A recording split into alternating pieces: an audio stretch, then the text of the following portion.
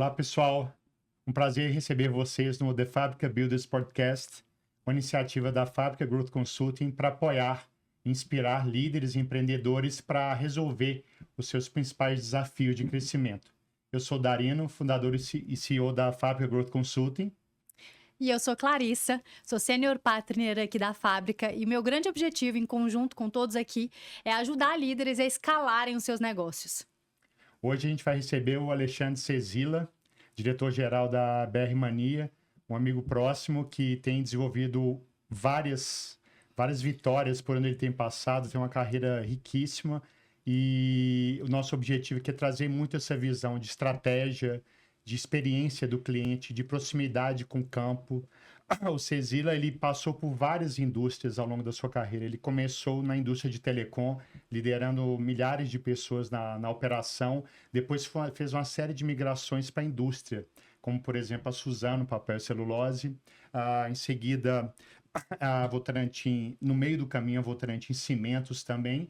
E a partir daí, a carreira dele foi migrando de relacionamento com o cliente, marketing, inovação, transformação digital, entre outros. Ou seja, uma visão estratégica e uma visão quase que de ponta a ponta do ciclo de geração da receita. E a gente vai aproveitar bastante essa flexibilidade, né? Esse caráter empreendedor que ele sempre teve. A gente se conhece há bastante tempo, sabe como é que ele é no dia a dia. E eu acho que isso vai ajudar bastante a todos aqui nesse nosso bate-papo. E hoje ele é diretor-geral da BR Mania. Muito obrigada pela sua presença, Cezila. Seja super bem-vindo. Obrigado a vocês dois pelo convite. Obrigado ao pessoal que está assistindo também. Prazerzão estar aqui hoje com vocês, para a gente conversar um pouco também aí. Pessoas que eu admiro o trabalho de vocês, a empresa que vocês atuam, a metodologia. Então, para mim, vai ser uma troca boa, para aprender bastante também. Cezila, vamos começar com uma frase que você gosta muito de citar, para já dar o tom no bate-papo. Quem decide lento, cresce devagar. Me explica essa sua visão. Rapaz, a frase é super polêmica, assim. Quem trabalha comigo sabe que eu sou ligado no 220, né? Então, eu tenho que me controlar para falar devagar, que são os feedbacks que eu mais recebo, né? E isso está ligado à decisão. Acho que sempre um bom líder não precisava 100% dos dados, era um requerimento. Acho que nos dias atuais, ainda mais, né? E eu vejo muita gente ainda buscando consenso nessa parte hoje em dia de decisão para você poder crescer. Então, normalmente, decisões com a tecnologia avançada que a gente tem hoje, se demora a tomar decisão, você perde de testar, você perde de enxergar um ângulo diferente e automaticamente você perde crescimento, porque tem alguém fazendo isso nesse momento. Perfeito. Antes da gente começar o podcast, a gente estava conversando muito desse ciclo, né? Desde o início da transformação digital, você estava comentando do nível básico que era o início, né? De explicar como é que o Spotify fazia, o agente da época fazia para selecionar o teu perfil, indicar a música, até o uso de Waze para educar minimamente a turma nesse início de virada, lá para 2014, 2015, até aterrissar o que a gente está vendo agora, que é uma série de aplicações, plataformas fundacionais que estão virando o jogo. Eu vi até um artigo escrito lá pela A16Z, eles defendendo que a entrada da IA pode salvar a experiência do cliente, pode resgatar o CS na medida que ele vai voltar a ser referência e de fato, ajudar o cliente a ficar satisfeito e voltar a comprar. O que a gente estava falando era muito de um viés de tecnologia, de múltiplas aplicações, de como que você está enxergando isso dentro da BR Mania, e o que você vê de velocidade em relação a isso, de precisão ou do balanço dos dois, do desequilíbrio para gerar a transformação e onde que a gente vai parar no curto, médio prazo. Eu diria que 6 meses, 12 meses, atualmente está sendo longo prazo, né, para IA.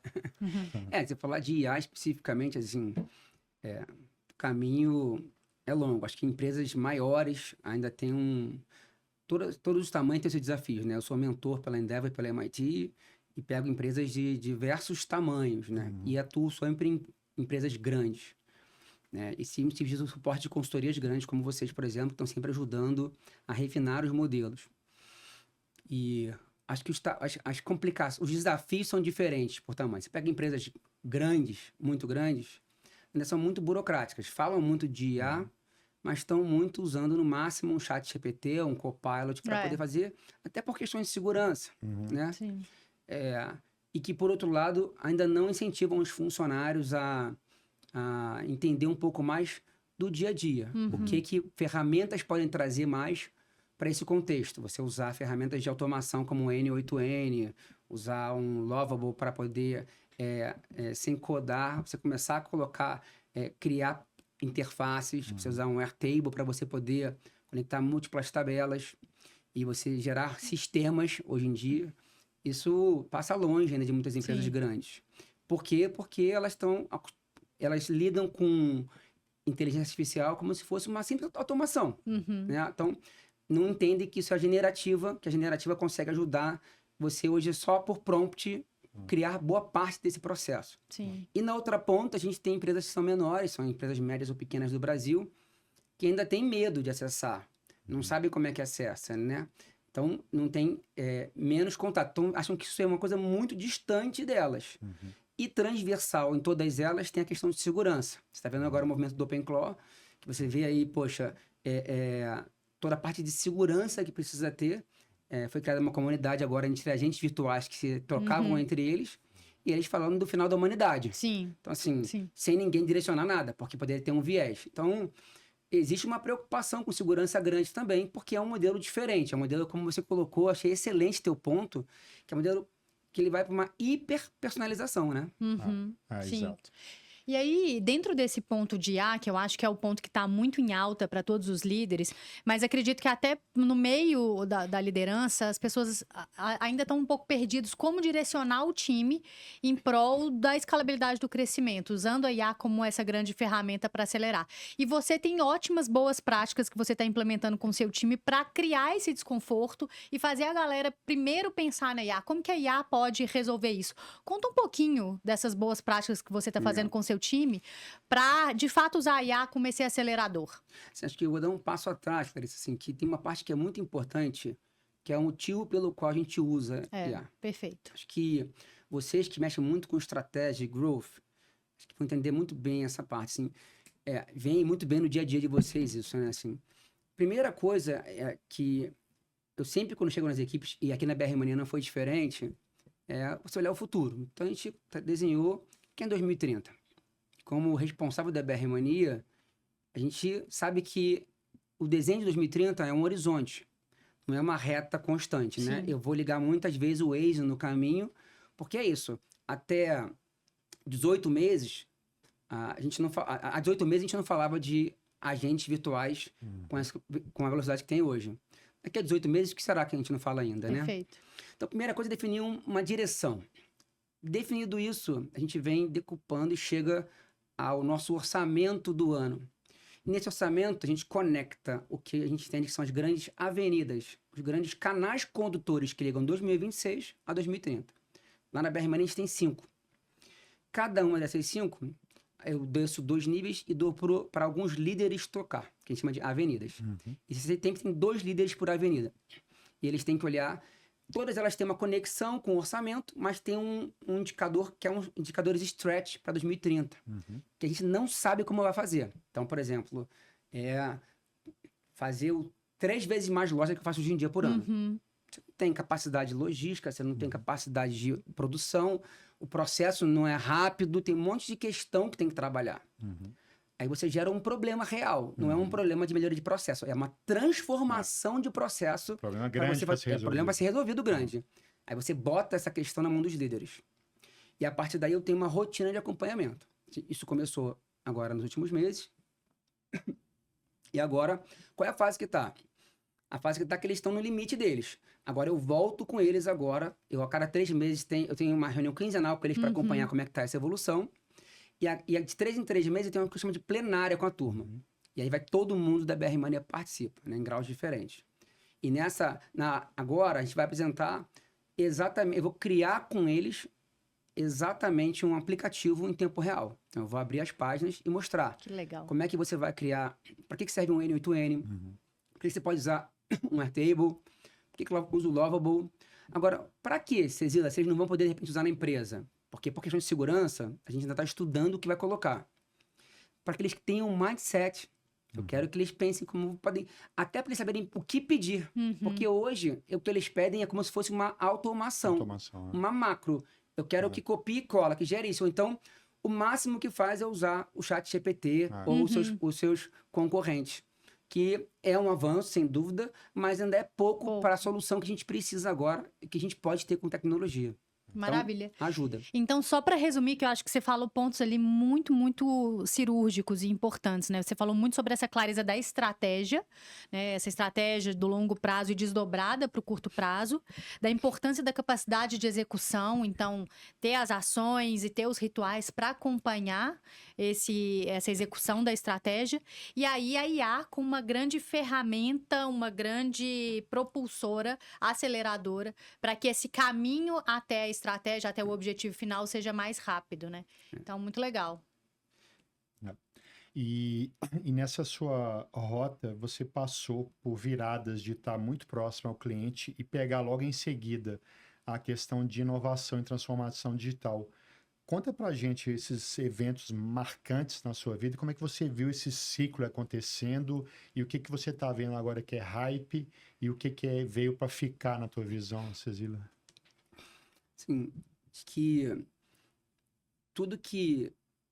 Acho que uma grande diferença do que tinha quando começou há 10 anos atrás para agora é que há 10 anos a gente falava de transformação digital, mas as pessoas não sabiam o que era. Eu brincava, pegar uns vídeos meus antigos, eu perguntava se era para comer, eu passava no cabelo, porque ninguém sabia o que era. E o grande lance é que as pessoas eram... O que era muito valorizado era ser cientista de dados ou arquiteto de dados, engenheiro de dados. E aí falava que eles iam tomar o mercado, de fato, avançaram muito nesse processo, né? Hoje, uma das grandes mudanças é que eles são importantes, sem dúvida, vão continuar sendo muito importantes, mas tem uma figura nova que é o orquestrador. E esse orquestrador, eles são gestores mais generalistas, desculpa, que entendem para que funcionam as ferramentas, conseguem ter uma boa, que a gente chama de engenharia de prompt, mas sabe o que pedir em cada plataforma. Porque não adianta ele ter uma plataforma que sabe para que usa.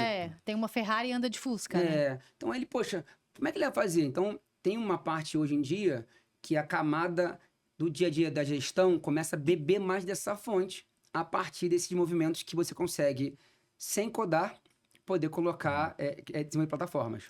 E aí você tem a formação das pessoas, que é fundamental, porque se você tem uma formação ou muito técnica ou muito verticalizada, isso inibe o seu potencial de orquestrador, porque você vai estar olhando um pedacinho da organização, não o ciclo inteiro, o ciclo de geração de receita, a estratégia, né? Então, é um novo tipo de profissional também que vai ter que ser formado. A gente comentou disso também, né? Dessa necessidade de virar o chip para a visão de transformação como um todo, né, Cecília? Por isso que eu vejo que é importante, assim, a gente hoje em dia fala muito em... as empresas, elas precisam saber... A pessoa ela vai precisar saber montar uma plataforma, não, mas ela precisa saber a lógica das plataformas. Primeiro, que eu acho que é um passo que não dá para esquecer, né? Ela tem que ter um framework de resolução de problemas, porque senão ela vai para a vala genérica dos processos. Segundo, ela entendendo qual o problema a ser resolvido, qual é a melhor plataforma para ela poder pedir aquilo ali. E terceiro, o que ser pedido, né? Então, por mais que de repente tenha uma equipe desenvolvendo, ou se ela for desenvolver, é importante ela por vibe coding, ou seja, sem fazer... sem codar especificamente, ela conseguir interagir com as plataformas e criar soluções ou pedir as soluções nas áreas, né? Sim, muito bom. Cecília, agora vamos explorar um pouquinho da sua trajetória, porque eu acho que você tem uma trajetória muito incomum e que te faz esse profissional muito completo. Você tem visões muito amplas aqui do mercado, né? E aí, eu vou fazer uma breve introdução e aí, por favor, me complementa. Você teve papel muito relevante em empresas como Atento, Votorantim Cimentos. Na Suzano, você liderou transformações que geraram mais de 40% de crescimento em vendas. E no varejo, você atuou como diretor da Zamp, sendo responsável por estratégia comercial, pricing, canais e etc. Atualmente, você é diretor da BR Mania. Me conta um pouquinho dessa sua trajetória, né? Explora pra gente e como é que você hoje enxerga que esse profissional que você se tornou, que tanto tem visão de indústria quanto tem visão de varejo, consegue construir estratégias e liderar times com esse foco de crescimento? Acho que uma reflexão que eu me pego sempre fazendo. Eu sempre quis ser um generalista. Eu nunca quis montar minha carreira única, né? Comecei minha carreira como operador de call center. E subi muito rápido para superintendente de cliente com 6.000 pessoas abaixo de mim. Que legal. Eu não queria ter aquela carreira. Eu queria Foi mais autonomia. estratégico, Foi então, né? estratégico. Eu queria Você mais começou na autonomia. operação. Comecei na operação. Começou na operação. Comecei como operador Qual de que é call a sua center. formação? Administração. Aí depois eu fazia finanças. Depois eu fiz curso no MIT para me especializar em tecnologia e administração de novos negócios. Foi avançando, mas no começo, Foi operação. operação e foi com call center, né? Atendendo legal. lá. Mas já escutando cliente, Já né? escutando o cliente, é verdade. Né? Já escutando o cliente. Só que depois, assim, eu quis buscar uma carreira em empresas que foram essencialmente brasileiras, para poder ter mais autonomia. Então, pode ver que na minha carreira ela passou por Votorantim, Suzano, passei pela Zamp no Burger King, que era uma matriz brasileira, na parte brasileira especificamente, e agora na BR Mania, como diretor geral na BR Mania. O que eu fico refletindo que foi uma parte que serve, que me ajudou muito hoje em dia? Acho que eu adquiri, eu consigo resolver problemas. Eu criei um framework mental para ajudar a resolver problemas que eles servem em qualquer indústria. Perfeito. Em qualquer indústria você consegue ter duas vertentes específicas. Acho que tem uma coisa que não muda. O rastro do dinheiro. Essa não muda. Se você pegar, vamos pegar, sei lá, uma coisa bem aleatória. Ano de Copa, bola de futebol. Vem aqui na cabeça. Para não ficar falando das mesmas coisas e sair do óbvio. Para a galera ficar pensando aí diferente com a gente. Bola de futebol.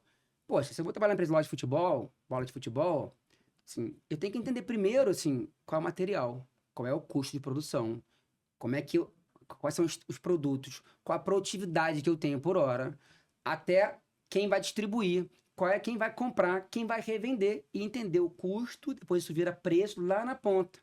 Eu entendendo esse rastro do dinheiro, que eu chamo, você consegue entender mais claramente depois um outro olhar. Que é entendendo quem são seus competidores e como é que você posiciona para você ter uma vantagem competitiva. Perfeito. Então, essa é uma dimensão muito clara que, independentemente de onde você está olhando, se é indústria e se é varejo, você tem que ter.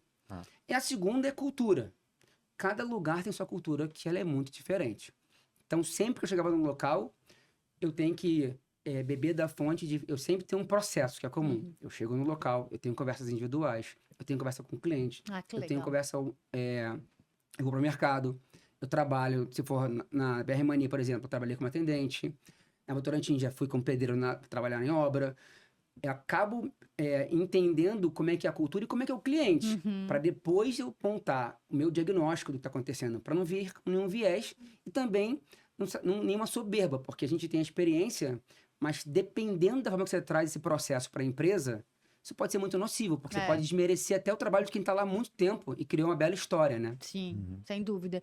Que legal, então, Cezila. Achei muito interessante você ter falado sobre isso, sobre esse fluxo do dinheiro e a importância, então, de olhar para a operação, olhar para o cliente, para que depois você vá construir a estratégia, né? Sentar na cadeira de liderança e olhar para o longo prazo. E aí é justamente sobre isso que eu queria aprofundar agora com você. Você, de fato, tem uma carreira muito generalista, um conhecimento amplo.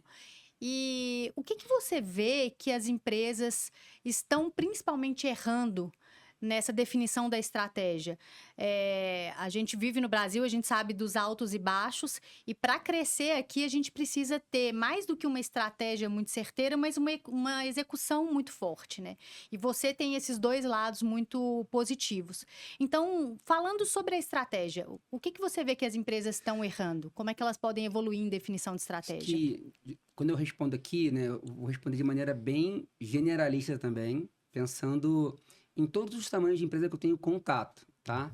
Não só nas maiores empresas, mas empresas que vejo no dia a dia, tentando abarcar o máximo de pessoas que estão escutando, estão nos vendo agora também, porque de repente vai tocar para algumas delas mais e outras menos. Mas alguns pontos. Acho que empresas que são muito grandes, muitas vezes têm lentidão na decisão estratégica por uma questão de querer o consenso. Perfeito. Que quando você tem empresa de dono, isso é uma coisa que é mais fácil. Mais ágil. Mais ágil. Essa decisão já está tomada, vamos fazer. Né? Quem é empreendedor é menos avesso a esse risco, de tomar esse risco. Né? E quando você está numa empresa corporativa, um mundo grande, você tem uma questão que você tem que ter algum consenso mínimo, porque senão você não tem apoio, né? Para você poder avançar. E isso eu acho que às vezes pode atrapalhar uma companhia, né? Então, acho que na parte estratégica, no processo decisório é uma questão. A outra vou descer na cadeia, tá? A outra é quando a gente percebe claramente que as decisões estratégicas são sempre as mesmas. Eu quero ser o maior market share, a mais rentável, a mais... Todo mundo quer, Sim. né? Mas pouco se fala do diferencial que essa empresa vai ter. Voltando na história do rastreamento do custo. Você vai entender a cadeia, aonde você vai atuar. Qual o driver que direciona isso que você está falando? Eu vou focar growth mantendo o custo, ou eu vou, na minha competitividade, eu vou reduzir o custo mexendo no meu produto. Eles querem produto do premium, mas quer custo barato. Quer escalar, mas quer nicho. Então, gente... Não tem clareza do cliente também, né? Estratégia requer uma clareza radical para ser tomada. Então, não pode ter dúvida. Por mais que ela não seja a melhor estratégia, mas se você tem essa clareza radical para esse caminho, isso é. E por último, para poder descer mais o último nível, que é da implantação que você colocou, muitas vezes as pessoas transformam essa estratégia, quando muito bem desenhada, num checklist. Quando você vai descendo isso para a companhia, isso vira um checklist e todo mundo começa a fazer checklist, tudo tem que ser feito. Tem que fazer o piloto, tem que não sei o quê. Que vai ser cobrado por isso. E pouco se pensa de para que é aquilo.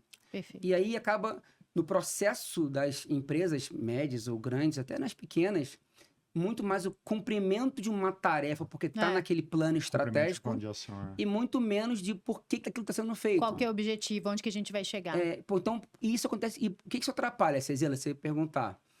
Porque você não acaba, às vezes, mensurando como é que você vai fazer um bom piloto. Algumas coisas vão fazer daqui a 6 meses. Não precisa mais serem feitas. Então, esse processo é um processo vivo. E tem que ter o time engajado para entender qual é a direção, pelo menos. Né? Então, também existe falha nesse processo de execução por transformar a execução num checklist básico. E aí volta para a questão de pessoas e cultura que você falou que está plugada na questão de top questões para a estratégia sair do papel. Muito. Né? Sem ela não vira coisa. E dentro da estratégia, a gente fatalmente vai chegar em go-to-market, em price, em canais, que são assuntos que você trabalhou em múltiplas perspectivas. Como é que você enxerga essa visão macro? O que tem de insights? Certamente, eu acho que você vai falar de a segmentação de clientes, que ele muda o patamar do go-to-market. Mas o que você vê disso que é replicável para a empresa ou quais são esses triggers que o empreendedor ou que o C-Level tem que virar na cabeça para fazer isso bem feito? Acho que quando a gente fala desse level, tem muita questão que eu ia propor hoje em dia, assim, tem pessoas que são grandes empreendedores brasileiros, Rony, que era da reserva, entre outros, que entram em comunidades ocultas, menores, desses empreendedores de criação de projetos. Eu também estou em 2. Você fica vendo o que está acontecendo. Você vai empreender. Eu já empreendi para entender como é que cria um produto. Você está ali. É diferente de eu falar com uma consultoria das top 4 globais, nada contra, são grupos, se estiver ouvindo a gente aqui, admiro todos, são maravilhosos, mente brilhante. Mas você vê tudo num 30 mil pés de superfície. Para você poder pensar em como é que uma pessoa do seu financeiro vai importar notas fiscais, é importante que você entenda o que está por trás daquele processo. Então, eu quando eu estou na minha posição, eu consigo pedir para os meus diretoria, posso pedir para os gerentes também, como eu vou fazer agora, eles vão ganhar projetos, mas tem que desenvolver com tecnologias digitais. Que legal. Ligadas, como eu falei no começo do nosso podcast. E isso é uma virada de chave, eu acho que o varejo de consumo, né? O varejo, ele tem uma resposta que, às vezes, exagera um mercado ruim, né? E ele exagera dos dois lados. Eu tô muito, muito ruim, eu tô muito, muito bom. Você tá sempre nos extremos, né? A gente tem clientes no mercado B2C e é visível isso, né? Variação de Selic, notícia de Natal e tudo. Ele é meio bipolar, de certa forma, né? E isso acaba sendo um obstáculo até meio que cultural de você organizar minimamente um plano de go-to-market, né? Uma estratégia de expansão, me parece. Muito, assim, acho que ainda tem um ponto que você comentou no começo, né? Que da parte de personalização também. Você falou da parte de cultura agora, mas voltando ao teu ponto anterior, poxa, muitas vezes quando a gente vai conversar com a pessoa do time, você pega um atendimento qualquer, e-mail ou WhatsApp, qualquer uma dessas ferramentas que tem contato com o cliente. A gente viu que deve ser muito mudada nos próximos tempos.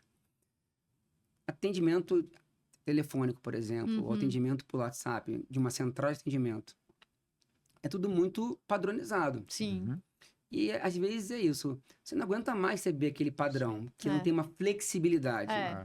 À medida que você coloca um agente, que você consegue personalizar o processo... Personalizar em escala, esse é o segredo. E você consegue escalar muito, né? Vocês fazem isso diretamente. Então, hoje, como é que a gente consegue fazer esse processo que tem uma demanda só de mudar a satisfação do nosso cliente final no varejo? Você já consegue vender muito mais. Vocês vai ver isso na prática com o trabalho que vocês fazem na ponta, entendeu? Então, eu vejo isso muito. Acho que isso vai mudar muito o processo para frente. Agora, de novo, isso é de cultura, né? A cultura tem que ser uma cultura de quem entende o cliente. Porque se você não se colocar como cliente na ponta para reclamar de um serviço, comprar um produto, fazer uma entrega... Cara, isso, se você... Tipo lá, o do Uber, o CEO do Uber, às vezes dirige o Uber. Sim. A CEO do Uber. A pessoa do Airbnb aluga Airbnb. Então, assim, eu tenho que trabalhar na loja. Eu tenho um programa, que ele é mensal, chamado Mania de Rota. Todo time corporativo, a cada 45 dias, faz uma rodada no campo. Não é para visitar, porque acontece isso. Fala, tem que visitar o campo. Aí vem aquela visita de rainha da Inglaterra, dando uma tchauzinha assim, vai dando tchauzinho, sabe? Assim, protocolar, né? Protocolar. Não é isso. A galera tem que trabalhar na loja. Então, primeiro eu trabalhei, depois eu criei um programa que ele primeiro, todo mundo fez a primeira pesquisa para conhecer o cliente. Vai ter o papo com o cliente para tirar o medo. A segunda rodada é trabalhar na loja.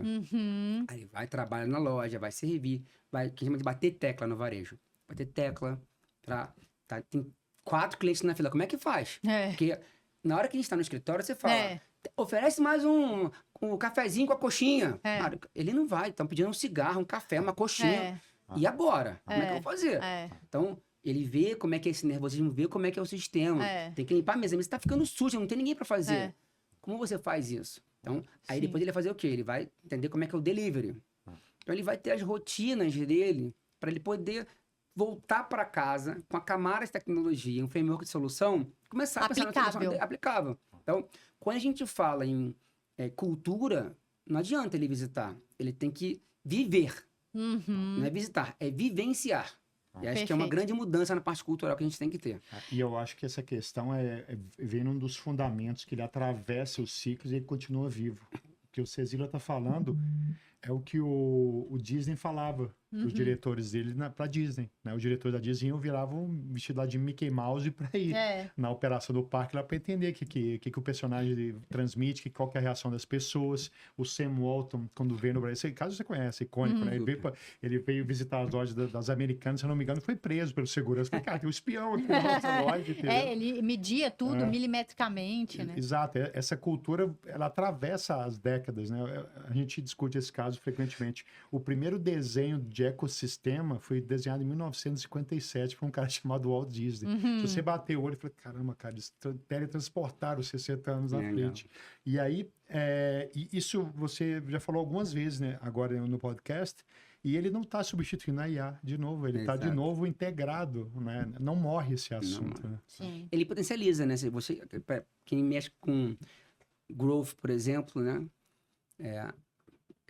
Você pega essas demandas de empresário de atendimento, tem uma escalabilidade de vendas brutal. A hora que você começa a personalizar, não está perguntando mais do mesmo. Então, atendimento, satisfação com o cliente. Você vai pedir status de um pedido. Pô, já vi... eu fui agendar recentemente um exame num grande laboratório aqui do Brasil. Diz que 1, se você quiser, não sei o quê. Diz que 2, gente. Diz que no WhatsApp. Acabou, assim. Não tem que estar. Espero que esse laboratório esteja buscando alguma coisa com LLM para poder começar algo mais generativo e interativo comigo. Para eu poder Ele poder entender o meu gosto, os meus exames, trazer, conversar comigo. Porque senão fica uma coisa que tá descolada do que a gente vai viver. Sim. E já tá vivendo hoje em dia, né? E quem não se adaptar urgentemente, de fato, vai ficar para trás. Total. Tudo isso que a gente está falando, Cezila, conecta muito com o próximo ponto aqui que eu quero trazer, que também é uma outra frase que você colocou, que é consistência transforma estratégia em resultado. E aí o principal ponto que eu quero explorar agora com você é sobre como garantir essa consistência, né? Consistência, previsibilidade, constância em operações grandes, como a de vocês, e distribuídas geograficamente falando, né? Especialmente no varejo, que lida com milhares de pessoas. Sim, acho que em algumas ocasiões eu tive a oportunidade de trabalhar com equipes muito grandes, né? Então, acho que na Atento eu trabalhei com 6.000 pessoas numa equipe, agora eu tenho 300. Já tive campo junto, já tive lugares no Brasil inteiro. E acho que o que eu aprendi nesse processo, que funciona para mim, pelo menos, né? Que para cada um é de um jeito, funciona para um de uma maneira, de outro para outra, é que para mim tem que desdobrar. Acho que tem que ter um processo muito claro de desdobramento de metas. Perfeito. E acompanhamento militar. Perfeito. Tem que ter ritmo. Porque você tem que comandar o Império Romano. Então, o líder de um varejo que é bom, ele fala a mesma coisa milhares de vezes. A mesma coisa. Tem que cansar. De dia, de tarde, de noite, são as mesmas coisas. E eu falo da consistência para implementar, porque imagina que uma equipe do Nordeste tem que estar afiada. Não é do meu escritório. Então, ele tem que saber o que está acontecendo. E ele tem que ter uma rotina. Então, dependendo da intensidade do seu negócio, é uma reunião diária, é uma reunião semanal. E, além disso, tem as reuniões que, no meu caso, eu tenho quinzenal, eu tenho mensal com todos os líderes. Conta isso. Como é que é a sua cadência? Eu tenho com meus diretos toda semana. Eu olho sempre indicadores para saber o pulso. O pulso eu olho todo dia, né? Então, varejo tem que olhar todo dia. Claro. Mas toda semana a gente faz um recap do que está acontecendo no mês, o que vai entregar, onde precisa atuar, porque eu preciso delegar autonomia para essa turma, e olho os principais projetos. Tá? Obviamente, tem as reuniões dos projetos que estão acontecendo ao longo da semana. Uma parte do meu tempo é dedicada com pessoas, então eu tenho café da manhã com pessoas da operação. Visito, por exemplo, hoje em dia, amanhã, os próximos 2 dias eu estou visitando clientes. Então, eu tenho um tempo dedicado para pessoas. Tem uma reunião mensal com todos os líderes, onde a gente para, um papo aberto comigo, companhia, a gente fala sobre temas gerais. E eu conto um pouco da rotina para aproximar e ver que é de verdade, ver como é que tá. E eu reforço algumas comunicações que os líderes, os outros líderes, né, que tem todos os líderes, toda a cadeia lá, de repente tem 2, 3 cadeias de liderança lá. Então você reúne todos os líderes. Todos os líderes. Que precisam estar lá. E eu falo, galera, explico um pouco e reforço algumas mensagens.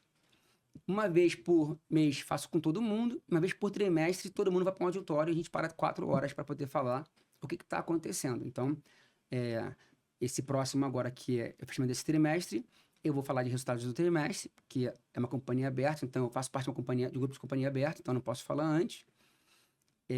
Divulgando isso, eu vou fazer um treinamento de criar um aplicativo em tempo real para eles entenderem a importância desse mundo que já está aqui. Sim. Então, para cada trimestre tem uma mensagem. E faço os entregáveis também. Então, tem uma rotina que ela é muito firme com pessoas. E a outra é com números, né? Que tem que estar sempre junto nesse processo. Muito bom.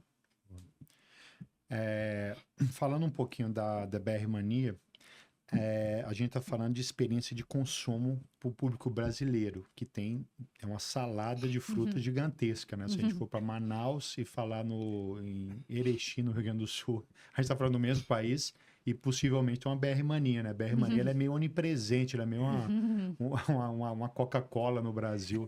Conta pra gente como é que tá em todos os lugares do país e ter que é esse cliente, que é essa transformação do consumo que você vê para um país tão grande, né, e tão diferente, Diverso. apesar de ter uma unidade cultural como o Brasil. Essa pergunta é muito boa, porque assim, o Brasil é um país continental, né? E a gente tem uma diversidade cultural espetacular. Acho que só a gente que é brasileiro entende o quanto isso é rico, se a gente conseguir beber dessa fonte. Na BR Mania, Acho que semana passada eu estava conversando com um grupo de consultores, né? Eu faço uma café da manhã, onde participa só eu, sem os líderes, né? Eu pego alguns grupos e participo a cada 15 dias. E um deles falou assim, eles têm que vir para cá. Eu falei, por quê? Não, porque eu tive que atravessar uma balsa, não sei o que, outro dia, Amazônia, passando não sei onde, peguei passou um jacaré. Eu falei, tá falando sério? Ele falou, tô falando sério, você tem que vir aqui pra ver. A gente foi outra vez de perto, não foi lá. Eu falei, cara, a gente tem que visitar. E o que isso diz na prática, né? A gente tá falando muito com essa visão Rio, São Paulo, mas o Brasil é muito maior que isso. Então, a gente tem que ter adaptação desse nosso sotaque do negócio. Verdade. Não é só o sotaque da nossa fala. Qual é o sotaque do nosso negócio? Quando eu falo de... Aqui eu tô falando de DRE, mas lá no Nordeste o cara tem que falar, poxa, é meu resultado. Lá no Rio o cara fala de outra forma. Cada um tem sua maneira de dizer. Como é que eu simplifico essa linguagem na ponta? Sim. E para o cliente final, o portfólio de produtos tem que ser regionalizado. Então, uma das frentes que a gente está trabalhando agora é como é que a gente regionaliza os produtos. Porque a gente lançou, por exemplo, esse último ano, empadão goiano. Olha só. Que no Sul não conhecia, começou a ser um sucesso. Olha só. Então, a gente começou a lançar produtos que... para uma região específica, mas deixando outros comprarem. Que e legal. eventualmente tem produtos que começam a fazer um sucesso muito forte fora da sua região, mas são aspectos culturais do nosso Brasilzão. Que legal isso. Interessante isso, né? Porque o portfólio é muito amplo da BR Mania, né? Tudo pode ser, é um ponto de parada obrigatório da tua vida, né? E tudo você pode consumir literalmente tudo. Não tem limite. Desde uma cachaçinha com cigarro de palha no interior de Goiás até isso. até um lanche, né? E no interior ainda é mais ponto de destino hoje em dia, né? Porque você tem muito espaço que são lojas, esportes são maiores, é uma coisa mais regional, então você tem lugares que tem espaço aberto. Nos centros urbanos são mais dinâmicos, então até o tipo de consumo e o tempo é muito específico de cada local, né? Aí vira um pouco para a estratégia de quase que você uma âncora, né? No interior, né? Exatamente. O pessoal tem que parar, logo eu posso ser uma âncora regional, local, né? E continuando falando sobre a BR Mania, você chegou muito com esse objetivo, claro, de transformar a experiência do cliente, o consumo nos postos, e também de potencializar a receita por meio do pessoal que trabalha ali, né? Então, apesar do cliente chegar até vocês, quem trabalha ali é o maior incrementador de receita. Você fala muito sobre isso. Então, o que na prática você acredita que precisa ser feito? Tanto para estimular o consumo, quanto também fazer com que essas pessoas que trabalham na ponta, de fato, sejam os grandes incrementadores da receita da BR Mania? Acho que tem algumas dimensões bem legais, assim, porque, primeiro, né? Quem está na loja... A gente precisa simplificar a vida de quem está na loja. Perfeito. São mais de 1.100 SKUs de uma loja. É muita coisa. Mais de 1.100. Então, imagina você ter que lembrar de oferecer um produto quando é o pico da loja. Não dá. Então, nós estamos trabalhando com processos de modelos preditivos para entender. Normalmente, quem consome água também come chocolate. Então, quando eu for pagar... Cara, você pagou, eu ofereço chocolate XPTO. Não vou falar porque não me patrocinaram para vir para cá. Então, abre chocolate BR Mania, marca BR Mania, para a gente poder colocar lá. Falar, poxa, legal. Então, tem uma probabilidade de se levar. Quem pega um energético, pega o quê? Um salgadinho. Então, ele começa a propor. Por quê? Facilita a vida de quem está lá atrás. Primeira coisa. A segunda, tem que facilitar a vida do dono do estabelecimento. Porque hoje, o dono do estabelecimento, ele é dono de um posto. O posto tem 6 SKUs. A loja tem 1.100.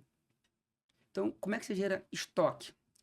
Capital de giro é uma coisa que é diferente de um lugar para o outro. Então, totalmente diferente. E são dois negócios, né? Dois negócios mortal, o varejo, capital de giro mata.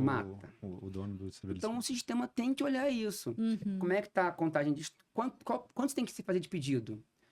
Que produtos vão vencer? O que está acontecendo? Então, você tem que dar um ferramental para essas pessoas que ele fala, poxa, transformar isso tudo em uma loja autogerenciável. À medida que essa loja é autogerenciável, esse primeiro sistema está fechado. Já ajuda. Depois tem que conectar o posto com a loja. Porque você tem o frentista no posto. Aqui no Brasil, a gente trabalha com modelo de frentista. E tem que se apropriar. como é que ele pode fazer para conhecer os produtos da loja, o que tem. A gente tem hoje o Premia também, que é um clube de um programa de fidelidade que a gente tem, dá pontos, dá produtos. Então, essa pessoa é uma pessoa-chave fundamental para fazer essa conexão. Ainda pouco explorado no nosso ecossistema. Que ainda vai explorar Mas bastante. muito embasada no profundo conhecimento do cliente. E acelerando isso por meio da inteligência artificial, né? Algo super aplicável a todos os negócios. Super. E essa questão, né, das personas, né? Me parece que o dono do posto cliente não é um perfil trivial, esse que opera a operação de abastecimento, que opera o varejo de consumo, né? São habilidades totalmente diferentes, né? Que você tem que pegar do zero e ir formando, ensinando como operar, né? E isso está conectado com a questão como você falou, do frentista e do atendente. Tem 3 pessoas aí que precisam ser muito bem cuidadas para a máquina toda funcionar e o cliente ter essa percepção. E foi interessante esse ponto que o Cecília comentou, que o modelo americano de você levantar para abastecer, você está quase a 2 passos de entrar na loja, né? Outro você tem a barreira do frentista, ela fala, sai do carro não, né? né? No Brasil, à noite, sai do carro não, né? Então, você tem esses três players aí que precisam estar bem sincronizados para a experiência ser boa, né? No Brasil, né? No meio do jacaré, no meio dos pampas, né? E funcionando direito, né? Então, Super desafio, né? Muito. Mas é um desafio gostoso, viu? Assim, você que tem sido uma jornada muito agradável, assim, participar. São públicos bem diferentes, né? Sim. São, né? E muitas vezes o perfil do pessoa que tem posto no Brasil, mais de 80% tem 1 ou 2 postos. São poucas redes grandes no Brasil. Sim, bem pulverizado. Então você pega esse empreendedor, ele é um empreendedor que está... O negócio dele, todos eles dependem do negócio, obviamente, mas aquele negócio ali é o tiro diretamente, é 1 para 1. Se o negócio funcionou bem, tira o dinheiro para a escola da filha. Se não funcionou bem, não tira aquele mês. Quando você tem uma rede, você está diversificando sua carteira, né? Então você consegue fazer algo um pouco mais complementar. Acho que um ponto que é muito importante é que a loja de conveniência no posto aumenta a venda média do posto em mais de 15%. Olha só. Quando é BR Mania, obviamente, né? Que falo isso com muito orgulho, porque a gente foi uma das empresas que mais cresceu em market share do último ano com essa estratégia. A gente cresceu 2 pontos de market share no último ano. Foi um processo aí com bastante rentabilidade também, aumentando same store sales aí no duplo dígito, ou seja, crescimentos relevantes para o nosso negócio, mas fruto do que a gente tem feito aí na parte de lançamentos próprios, processos que integram também o nosso cliente, nosso revendedor, facilitando a vida dele também, né? Sim, muito bom. Essa parte da BRMN é sempre uma aula, né, de Brasil real, né? Eu converso com você, a gente volta pro Brasil real. Engraçado, a sensação desse podcast é tipo, vamos sair da Faria Lima e vamos voltar pro Brasil real. É assim que funciona. Né? É o cara que, se ele errar a continha lá de abastecimento de gasolina, ele vai atrasar o boleto do filho dele na escola. E é isso, né? Você imagina eu montando aqui um consultor para ele tem que explicar como é que gera valor, a BR Mania gera valor, eu montar uma planilha de uma DRE gigante, um planograma todo complexo, super high-tech. Ele não quer isso. Ele checklist diário do planograma. Ele não quer, ele quer da maneira que a conversa fique fácil para ele. Né? Então, como é que se simplifica isso? Independentemente de estar no norte, no nordeste ou no sul. Sim. Então, esse é um dilema que é por isso que é importante nossa equipe estar na ponta. Para entender que a linguagem tem que ser simplificada. Você pode estudar as melhores escolas do Brasil e do mundo, mas na hora de você falar de negócio, é menos sobre essa sofisticação, é sobre resultado. Sim. E isso que a gente não pode esquecer. A gente quer fazer um negócio muito bonito, muito complexo, esquecendo que a gente vai lá falar de resultado. Sim. Então, tem que ser fácil. Sim. E aí tem um ponto muito importante também que você aqui nos bastidores nos contou sobre a sua trajetória, que você também já foi por muitas vezes empreendedor, né? Criando negócios, e você fomenta essa visão do empreendedorismo, do intraempreendedor dentro das companhias, para que esses resultados que você acabou de falar aconteçam, né? E esse intraempreendedor é aquele que pensa no negócio, que pensa com a cabeça do cliente, que quer quer o resultado, que corre atrás. Então, e ao mesmo tempo isso é tão raro, né? É raro, porque às vezes o executivo tá ali, ele pensa dentro da caixinha dele, e ele esquece de olhar o todo, esquece muitas vezes de olhar o cliente, e acho que você vem reforçando muito sobre esse ponto de olhar para a ponta, de estar na operação. Isso comunica com esse ponto do cliente.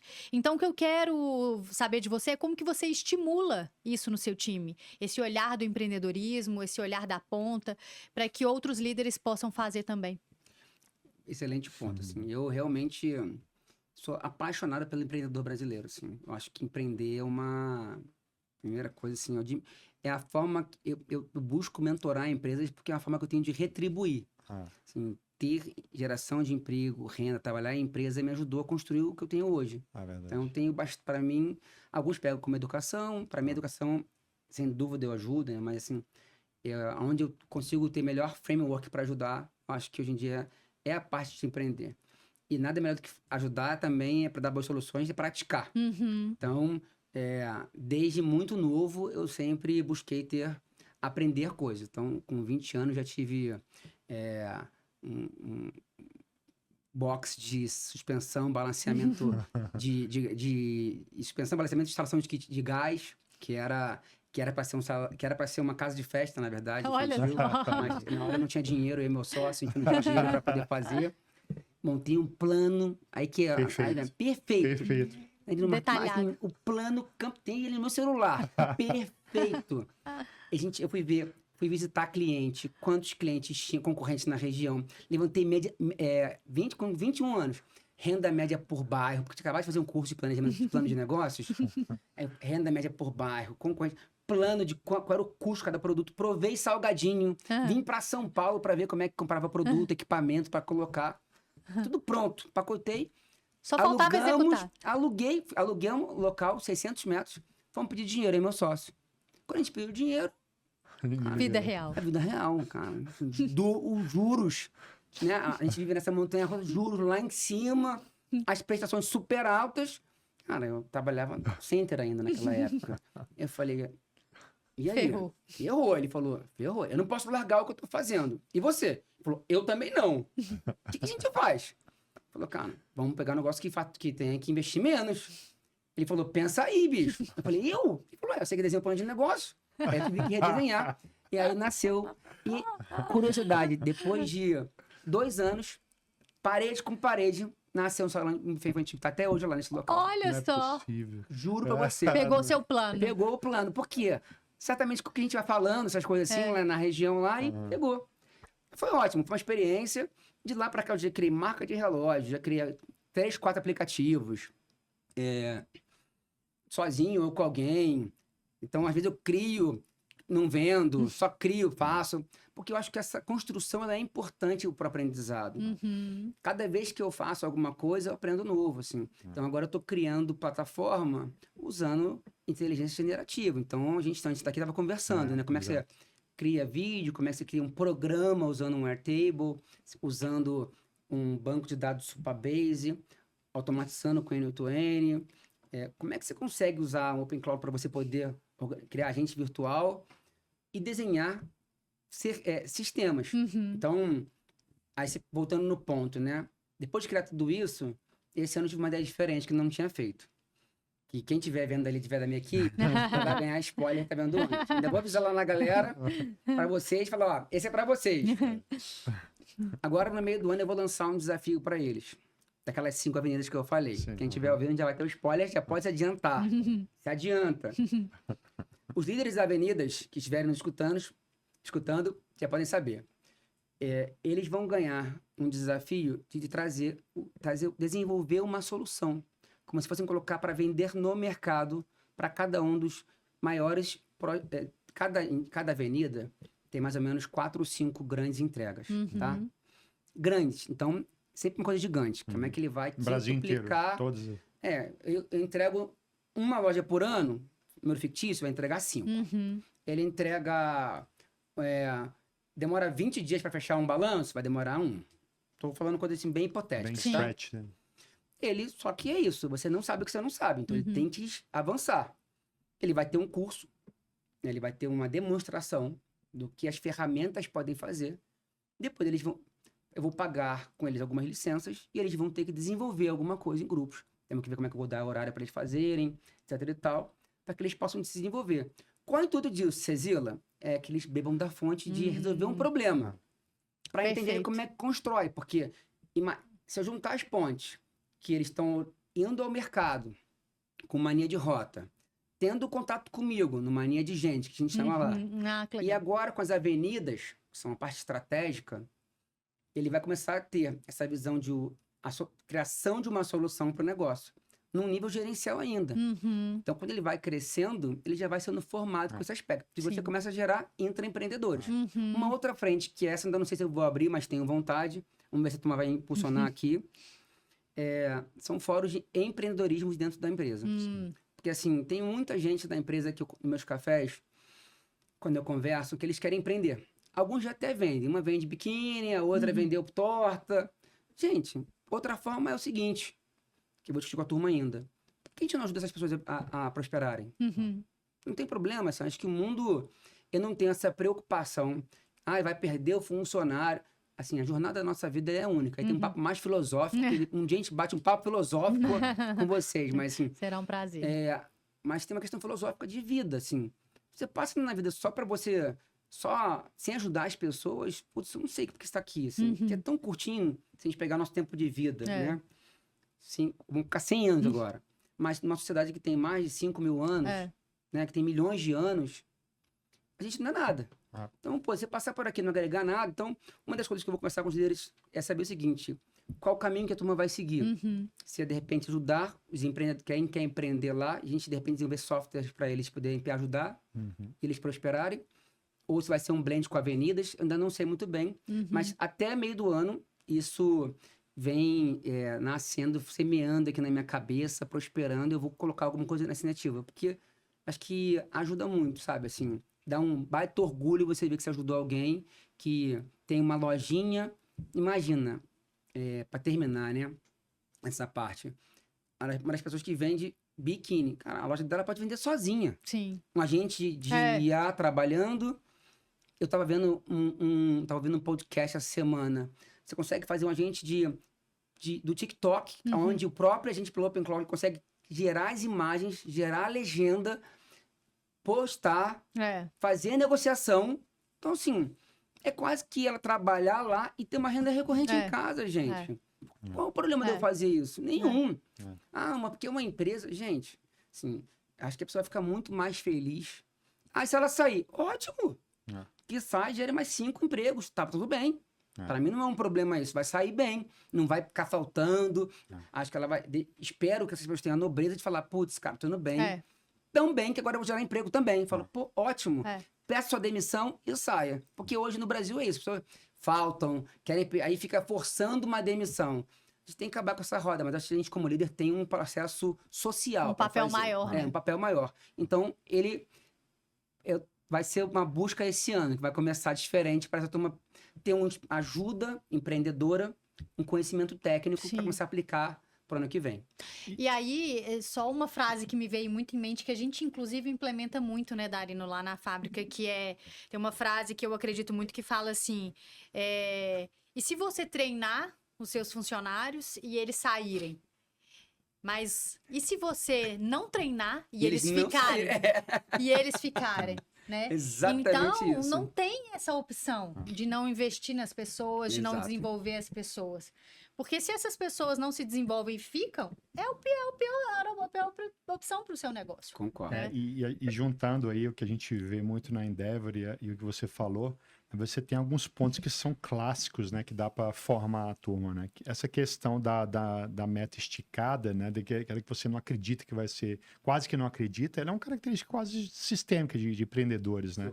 Você não sabe, mas, cara, você tem uma fé lá, alguma coisa sobrenatural que você acha que dá para chegar. E isso dá para replicar essa filosofia, Exatamente. né? Esse é um ponto. Outra questão, aos mínimos recursos, é exatamente isso. O Brasil real é não ter recurso ou ter o país ou a burocracia contra você. Né? Então, a questão de não ter recurso é parte do intraempreendedorismo e do próprio empreendedorismo. Né? E a questão de você ter que lidar com um risco excessivo é outra. que é Brasil Real também, que é o teu dono de posto. E você trazendo esses pontos e buscando adaptar dentro de casa, você meio que replica um ambiente intraempreendedor, né? Essas são sacadas replicáveis, né? De Muito. fazer isso. E quando você fala também de fomentar a pessoa abrir um negócio, e se essas pessoas ajudarem o dono do posto a ser o empreendedor da cidade dele? Bom, se ele é o destino principal da cidade, ele é o atrator de demanda. Se ele é o atrator de demanda, por que ele não pode operar as mídias sociais para ser o gerador de demanda, né? O que gera o buzz na comunidade em volta? Porra, Tem não muita é? oportunidade, sim. Eu acho que quando a gente começa a trazer esses modelos do dia a dia do empreendedor para dentro da empresa, assim, a gente muda o patamar de uma companhia. Acho que a gente fala muito sobre modelo, mas assim, é isso. O empreendedor, ele vive com pouco, vive com muito risco, ele tem que se virar para fazer. E eu não estou atrapalhando, por exemplo, as metas de bônus da turma. A gente tem um orçamento definido, que tem seu stretch normal, um stretch alcançável, que até aqui eu não sei, daqui para cá, até aqui eu sei, daqui para cá eu não sei. Tá bom, então a gente vai se definir aqui. O que eu estou dizendo é que eu vou fazer, esses grupos que eu estou dizendo, eles fazem aqui. Realmente é uma coisa muito escalar, que fazem pensar e eles têm que prestar conta, né? E a melhor coisa, assim, eles estão fazendo isso num ambiente que é seguro, porque eles estão sendo desenvolvidos como líder. Crescedor, obviamente, né? Porque são reuniões que são as reuniões executivas. Eles têm que trazer um processo. No começo é mais difícil, porque eles de fato vivem um processo de locus interno, ou seja, eles não podem responsabilizar nada, porque agora eles têm que trazer a solução, têm que pesquisar. Mas é um processo que gera grandeza, não só para ele, mas para aqueles que estão perto dele também, né? Perfeito. Infelizmente, a gente está chegando no final. A gente vai para a nossa última pergunta e eu queria finalizar aqui voltando no ponto do nosso início do podcast, que é sobre inteligência artificial, especialmente a generativa. E aí, a pergunta que eu quero te trazer é como é que você vê o desenvolvimento da liderança dentro desse novo contexto? Você que vem falando muito sobre isso, se atualizando, você contou que você pessoalmente gosta de passar seu tempo livre aprofundando na inteligência artificial. Então, como é que você vê as principais estratégias que outros líderes podem fazer para desenvolver as suas lideranças? Eu acho que os líderes têm que meter a mão na massa. Tem que meter a mão na massa. Assim, posso trazer um monte de teoria bonita aqui. Acho que tem duas coisas que eu bato sempre, né? Naquela questão de você falar até ficar marcado, assim. Primeiro, os líderes têm que ter uma questão muito clara de forçar a entender, a ter resolução de problemas muito clara. Ter um framework de solução de problemas. Acho que isso muitas vezes atrapalha, né? Essa parte de você ser muito genérico. Dado que ele sabe o que vai resolver, o valor que vai ser gerado, isso é muito importante, prévio a tudo isso. Aí sim, ele tem que meter a mão na massa. Meter a mão na massa como? Gente, tem hoje primeiro, você tem trial, tem gratuito, e você tem curso em plataformas como Coursera, edX, tem plataformas como a Udemy, que é paga. Você tem, um monte de coisas que são baratinhas que você quer fazer curso. Então, vídeo no YouTube de graça. Sim. Aos montes. Para fazer o quê? Aí você fala, eu não sei o que fazer. A dica é, escolhe uma coisa que você tem em casa. Quero montar meu orçamento anual. Vai fazer. Cara, eu vou gerar um sistema de orçamento anual. Faça em casa. Eu tenho que... Pense em alguma coisa que ele pudesse gerar uma receita. Eu vou fazer uma viagem, vou montar um programador de viagem. Eu vou fazer um atendimento da minha família. Porque toda vez tem no grupo lá uma galera que fica perturbando do meu time de futebol. Vai se divertir, mas gera um processo, não é demorado. Sim. E assim, você consegue entender pelo menos a dificuldade que você vai ter no processo. Porque senão, o que eu vejo muito de liderança hoje em dia é pedindo quer aprender inteligência artificial para o time. Quer aprender o que é inteligência artificial? Inteligência artificial é uma disciplina que ela engloba muitas matérias. Predição, otimização, a parte generativa, visual, robótica, tem muita dimensão. E você como é que conjunta isso para você fazer um trabalho direcionado com a equipe? A pessoa não sabe pedir. Então, eu acho que essa parte dele operar e conhecer o cliente de fato ajuda muito, né? Para não ficar só com a barriga no balcão. Perfeito. Atrás do balcão, né? Maravilha. Uma grande satisfação te encontrar aqui. A gente falou, pessoal, muito hoje de tecnologia, de como a onda de IA ela perpassa a experiência do cliente, perpassa o Brasil real. A gente falou disso conectado com o empreendedorismo, como fazer isso num ambiente seguro, porém com as métricas, com a cultura empreendedora de lidar com risco, de lidar com metas esticadas, de não saber o que vai acontecer, né, de ter um senso de urgência acima da média. Então, esses pontos, eles fazem o país movimentar, eles fazem a gente lidar num ambiente, a gente faz o que eu gosto de dizer, que a BR Mania ela deve ter centenas de sócios com elas, que são os donos, né? Os seus franqueados são seus parceiros, são seus sócios de negócios. Então você tem que lidar, você tem uma governança para lidar com milhares de sócios, isso é a beleza do Brasil, né? Real. Então, essa é a grande mensagem, né? Não é restrito à empresa de tecnologia que a gente discutiu, é disseminado para a indústria, para o varejo, para o Brasil real. Então, vamos usar esses aprendizados aqui para fazer as coisas acontecerem e tirar do papel.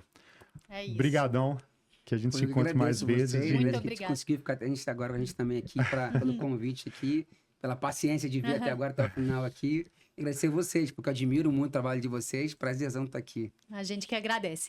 E você que ainda não segue a Fábrica, a gente tá no Instagram, no LinkedIn, em todas as mídias sociais. Fábrica com 2 Bs, Growth Consulting. É um prazer. Obrigada, Cezila. Obrigado, gente. Obrigado, amigo.